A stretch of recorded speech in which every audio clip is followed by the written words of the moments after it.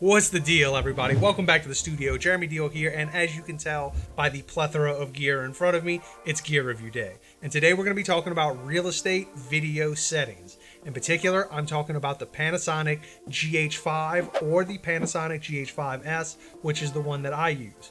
Now, I have two different sets of settings. Sets of settings? That sounds weird. I have one for operating on the gimbal and one for operating on the slider. So I'll be giving you those two different sets throughout this video and telling you exactly how I get the best imagery for real estate video in particular. Let's go. Let me just go ahead and apologize for any horrible quality video that may be happening right now. Since I'm talking about the GH5s, which is the camera I usually use to record this, I'm forced to record it on my Olympus OMD E5 Mark II. Man, another whole lot of words in these cameras these days. Unbeknownst to you, I actually took my old backup camera, the Sony a7 R2, and traded it in, and I am getting a Sony a7 IV. It should be here anytime, and I'll do a direct comparison of that to the GH5s when it comes to video mode for real estate video. Just something to look out for in the future. All right, here we go. Got the notepad in front of me, and time to dive into it. The first thing I'm going to be talking about, GH5s and the slider. In front of me is the Edelkrone Slider 1 Pro V2. Man, that's a mouthful. It's the slider I use the most. I also have the wing slider, and I have reviews on both of them, so you can check those out if you want. Those were made a long time ago. Either way, I use the slider one or the electric slider the most. But the first settings that I'm going to talk about are these right here for the GH5s using a slider.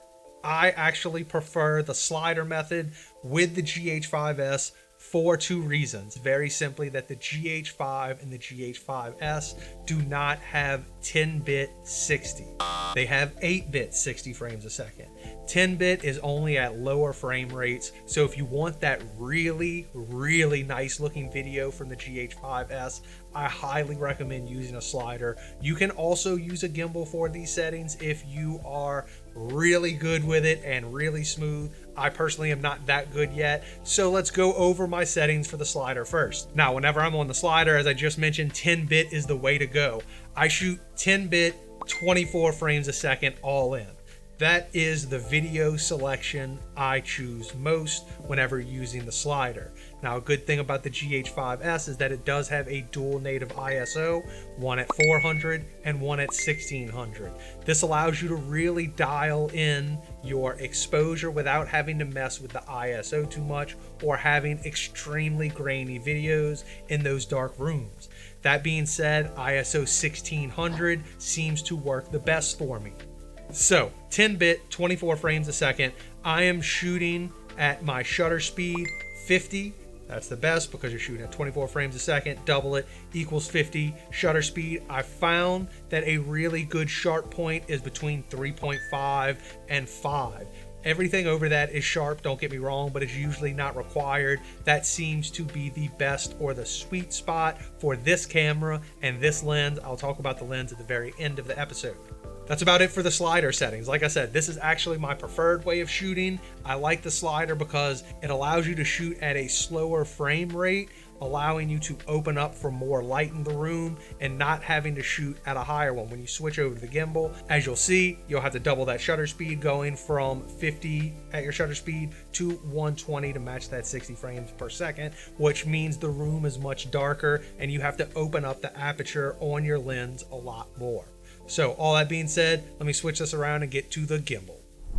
All right, here we are with the gimbal next to me, and now we're going to be going over my gimbal settings when shooting with the GH5s once again, so let's get into it. So the first thing I want to say is that whenever you're out in the field, the gimbal is actually, I don't want to say an easier way of shooting, but it does take less time than the slider, but there are a few downfalls because with the slider, you can put the camera in places and get out of the way and operate it, not like you can't do with the gimbal, in particular bathrooms and stuff like that. So that's one downfall of shooting the gimbal way. Another downfall of shooting the gimbal way is, just like I mentioned earlier, if you're shooting on a gimbal, you're probably going to be shooting 60 frames a second, and that's only 8-bit. So it's going to degrade the actual quality of the video you're producing a little bit more. It's not going to be horrendous, especially in nice bright rooms, but whenever you get to those dark areas, you'll definitely be able to notice it more on the 8-bit.